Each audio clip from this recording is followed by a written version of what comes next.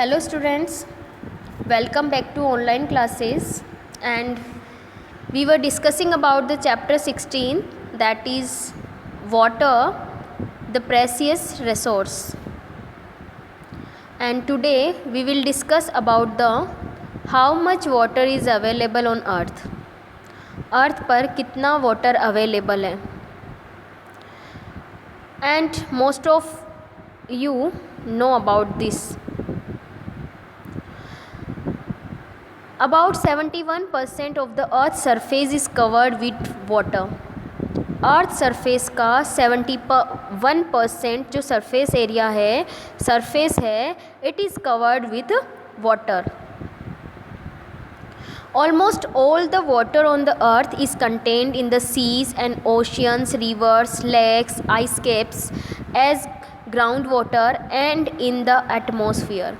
और ये जो 71% वाटर अर्थ सरफेस पे मिलता है वो किस किस फॉर्म में मिलता है? सीज़ में, ओशियंस में, रिवर्स में, लेक्स में, आइस कैप्स में, ग्राउंड वाटर में and also in the atmosphere. हवा में भी क्या होती है? वाटर वेपर होती है. तो वाटर इन सभी फॉर्म में हमारे नेचर में अर्थ सरफेस पर मिलता है. तो ये सरफेस वाटर के एग्जाम्पल्स हैं. ये सारे क्या हैं? सरफेस वाटर के ही एग्जाम्पल्स हैं.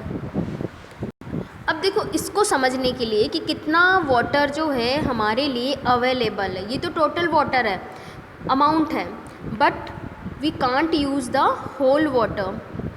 हम सारा वाटर जो है हमारे डेली वर्क के लिए यूज़ में नहीं ले सकते हैं, because water in the seas and ocean, seas और ओशियन का जो वाटर होता है वो सॉल्टी होता है, उसमें बहुत सारे सॉल्ट्स डिज़ोल्व होते हैं and it is not useful for us.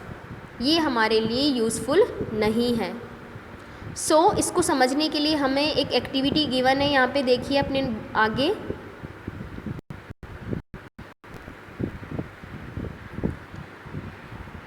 Here 4 steps are given. First, take a medium sized bucket and fill it up with water.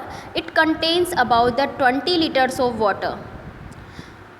एक बकेट लिया आपने मीडियम साइज़ की और उसे पानी से फिल किया है और उसमें अबाउट 20 लीटर्स वाटर होता है. Assume that this water represent all the water present on the earth. अब आपको क्या assume करना है, क्या मानना है कि ये जो बकेट में वाटर है वो पूरा वाटर जो अर्थ सरफेस पे होता है उसको रिप्रेजेंट कर रहा है. Next, take a teaspoon of about 5 ml capacity and transfer 100 spoon of water from the bucket to a small container like a bath mug. अब आपको क्या करना है? बाथ मग लेना है और उस मग में आपको 100 स्पून्स फिल करके, बकेट से फिल करके या बकेट से ना करके कहीं और से भी अगर हम लेते हैं, है ना, तो इतना एक मग के इक्वल जो वाटर होता है ये टोटल फ्रेश वाटर को रिप्रेजेंट करता है. किसको रिप्रेजेंट करता है? मग में जो वाटर आता है जो कि 100 स्पून्स के इक्वल होता है, this represent the total fresh water on the earth. तो देखिए, पहले हमने क्या किया? एक बकेट को फिल किया. ये तो पूरा जितना अर्थ सरफेस में वाटर होता है उसको रिप्रेजेंट करता है. अब हमने उसी बकेट में से एक मग भरा है and this mug represent total fresh water on the earth. ये हमें कंपेयर करने में हेल्प करता है कि देखो, अगर इतना पानी हो तो उसमें से सिर्फ एक मग के इक्वल फ्रेश वाटर है. Now from the bath mug transfer 30 spoons of water to a glass tumbler. अब हमें क्या करना है? इस मग में से 30 स्पून्स वाटर की एक ग्लास में डालनी है एंड दिस ग्लास या this amount of water represent as a ground water. ये जो ग्लास अब फिल किया है हमने 30 स्पून से, इसके इक्वल वाटर हमारे ग्राउंड वाटर बोला के बराबर अज्यूम करना में मानना है. Finally take out a quarter यानी 1/4 of spoon fall full of water from the mug. अब आपको क्या करना है, मग में से 1/4 स्पून को फिल करना है। And this represents all the water present in all the lakes and rivers of the world.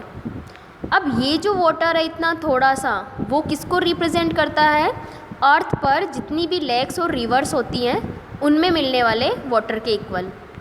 तो ये एक्टिविटी से हमें क्या पता चल रहा है, एक अंदाज़ा हो रहा है हमें कि अगर हमारे अर्थ पर बकेट के इक्वल वाटर होता है तो उसमें से एक बाथ मग के इक्वल वाटर फ्रेश वाटर होता है, फिर उसमें से एक ग्लास के इक्वल जो वाटर होता है वो ग्राउंड वाटर होता है, और उसमें से भी 1/4 स्पून वाटर रिवर्स और लेक में मिलने वाले पानी की इक्वल होता है।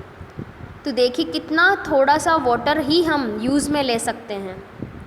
ठीक है, नेक्स्ट हम बात करेंगे नेक्स्ट वीडियो में। Thank you.